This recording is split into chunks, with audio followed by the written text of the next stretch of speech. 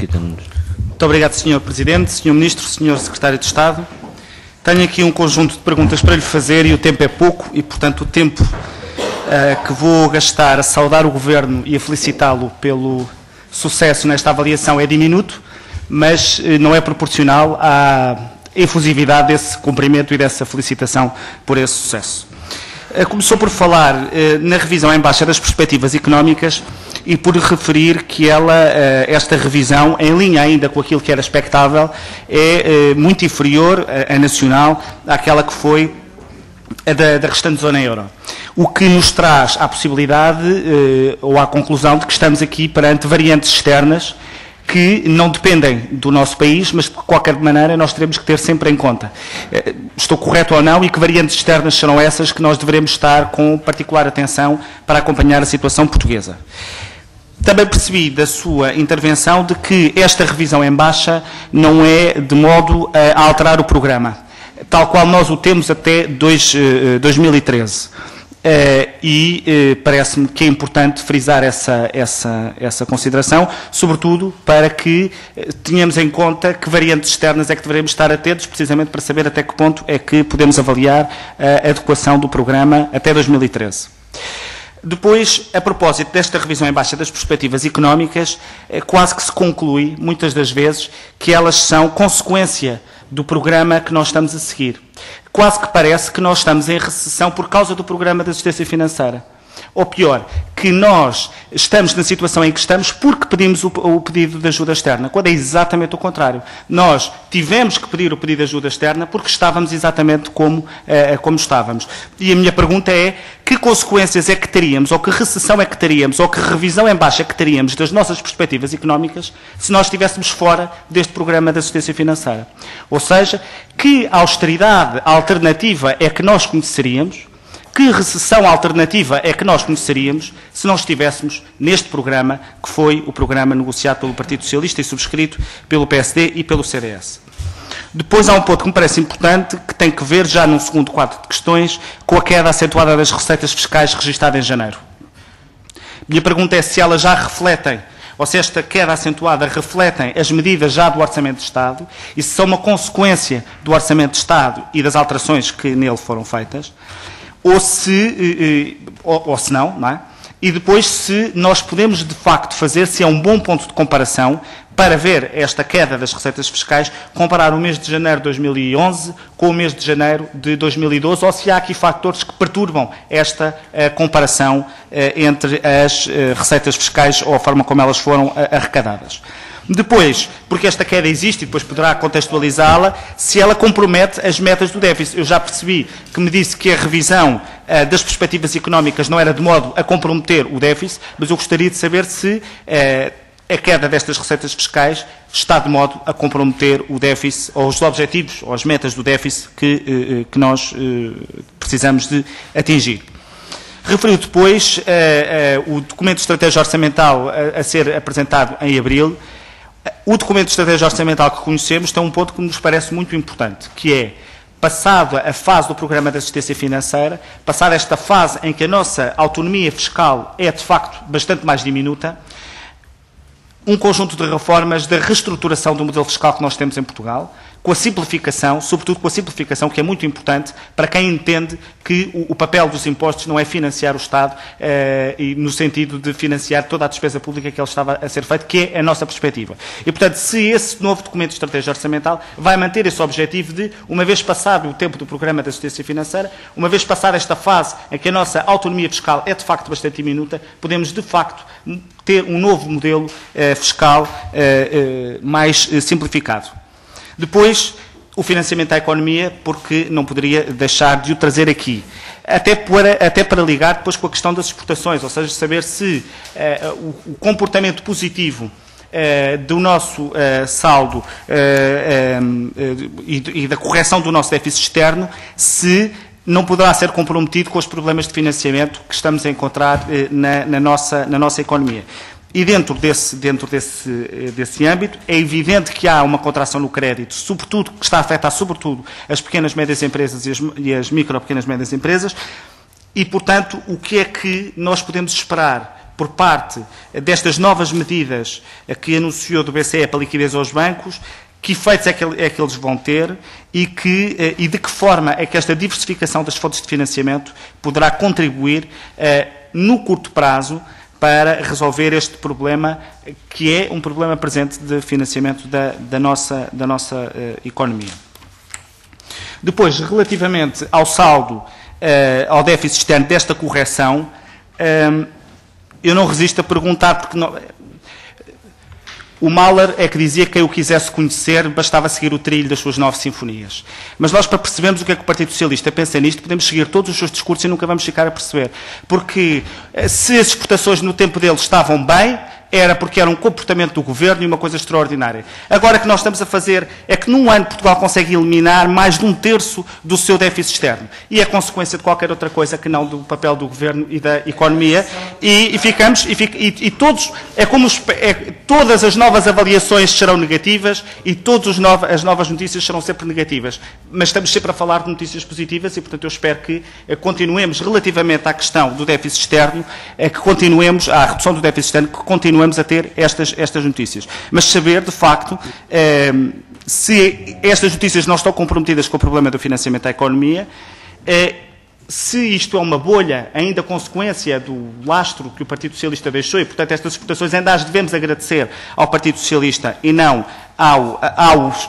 É porque eu acho que este papel das exportações nós não devemos agradecer ao Governo português. É ao mercado português, é às empresas portuguesas, é à sua capacidade de diversificação. Portanto, eu não estou a querer com isto retirar méritos ao Governo anterior e atribuir a este. Antes, pelo contrário, no dia que me virem a atribuir méritos ao Governo por sucessos económicos, é porque eu já não estou de acordo com aquilo que é o meu pensamento e, portanto, estou, enfim, noutra dimensão.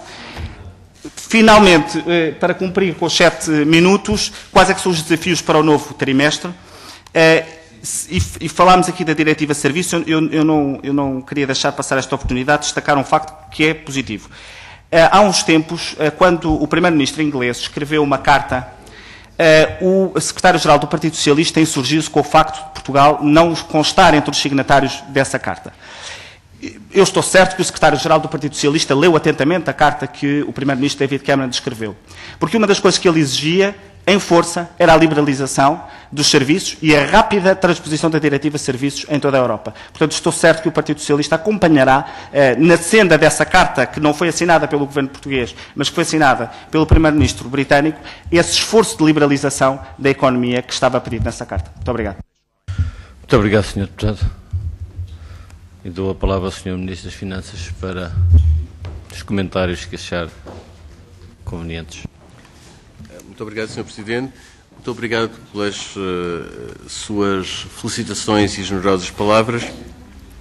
Eu serei telegráfico, até porque existe alguma matéria que o Sr. Secretário de Estado quererá, com certeza, comentar. Começarei pela sua terceira questão, relativamente à pergunta: e se não tivéssemos um programa de ajustamento? O programa de ajustamento foi crucial, como é sabido, para evitar a bancarrota do país em junho do ano passado e, consequentemente, na ausência do programa de ajustamento, teríamos tido um ajustamento muito mais duro, muito mais desordenado. O programa de ajustamento permite-nos, dado o seu desenho, resolver uma série de problemas da economia portuguesa, sejam desequilíbrios macroeconómicos, sejam fatores de limitação estrutural ao crescimento e à criação de emprego. A revisão das perspectivas económicas para o nosso país em 2012 pode ser mais do que explicada pela evolução do comércio externo dirigido às nossas exportações, sendo que o efeito mecânico dessa revisão seria da ordem do dobro da revisão efetivamente ocorrida, o que sugere que não existe uma determinação interna nessa evolução pelo contrário. Pergunta se justifica uma revisão do programa. Efetivamente, a maneira mais simples de responder a essa pergunta é reconhecer que o período de ajustamento mais pronunciado previsto no nosso programa ocorre não só em 2012, mas no conjunto de 2011 com 2012. E se compararmos as perspectivas de outono da Comissão Europeia para o conjunto dos 2 anos com os últimos números disponíveis, a contração do nível de atividade económica previsto para Portugal sobre o ano de 2011 e 2012 é exatamente o mesmo do que anteriormente, pelo que não se justifica qualquer alteração. Naturalmente, nós estamos totalmente empenhados na transição a prazo para um modelo fiscal mais simplificado e uma estrutura de impostos mais adaptada a promover o crescimento e a criação de emprego no país. As receitas fiscais de janeiro de 2011, como de resto disse, não refletem ainda as medidas introduzidas no Orçamento do Estado para 2012 e, portanto, não constituem um indicador relevante desse ponto de vista. Mas, para além disso, a receita fiscal do ano passado, de janeiro de 2011, foi empolada por alguns efeitos pontuais, nomeadamente a antecipação generalizada de dividendos e as regularizações efetuadas no final do mês de dezembro no âmbito do regime excepcional de regularização tributária, que dificultam a comparação e, consequentemente, não permitem considerar os resultados de janeiro como indicadores de tendência. E eu atrevo-me novamente a citar o Primeiro-Ministro, que afirmou que até este momento, até esta altura, os dados de que dispomos não apontam para um pessimismo sobre o nosso desempenho este ano. E isso aplica-se, em particular, às questões das receitas fiscais.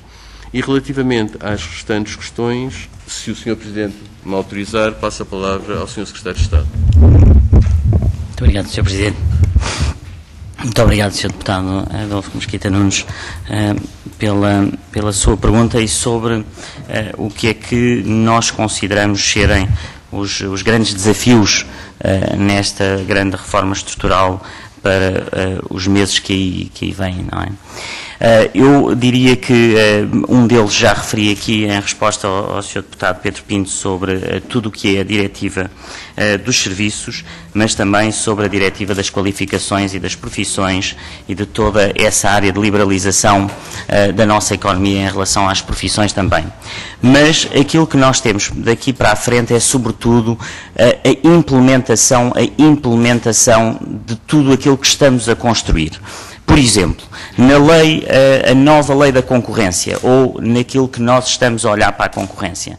Nós olhamos para a concorrência nestes 3 vértices. A nova lei da concorrência, que já aqui está na Assembleia da República, assim como na revisão dos estatutos dos reguladores e assim como no novo Tribunal da Concorrência. Portanto, é a continuação desse processo que temos à nossa frente. Depois temos, sem dúvida, grandes desafios também na chamada construção da Lei das Finanças Locais e Regionais, que vai ser um dos pontos a seguir nesta cena das reformas estruturais e que já foi discutido, mas que vai ser agora então efetuado e que temos o compromisso de finalizá-lo até agora ao fim do ano. Em relação a a outra parte do programa, diria que também na área da justiça, tudo o que é a reforma do Código do Processo Civil, portanto, são todos temas que os seus deputados já conhecem, portanto, não há nada de novo, há apenas a continuidade das reformas e a continuidade de toda uma série de temas que estão a começar agora. E isto é muito importante, e gostava de deixar aqui essa palavra, que a nossa função é que este programa não é só realmente de fazer um tracinho e dizer que já está feito. É a capacidade que poderemos ter de depois olhar para estas reformas, dentro de um ano, dentro de 2 anos, ver aquelas que realmente estão a funcionar, voltar para trás, mudar, modificar, porque essa é que é a capacidade e o dinamismo de olharmos para o processo de reforma. Portanto, é agora, a partir de agora, diria eu, que é parte da implementação e implementação do processo. Muito obrigado.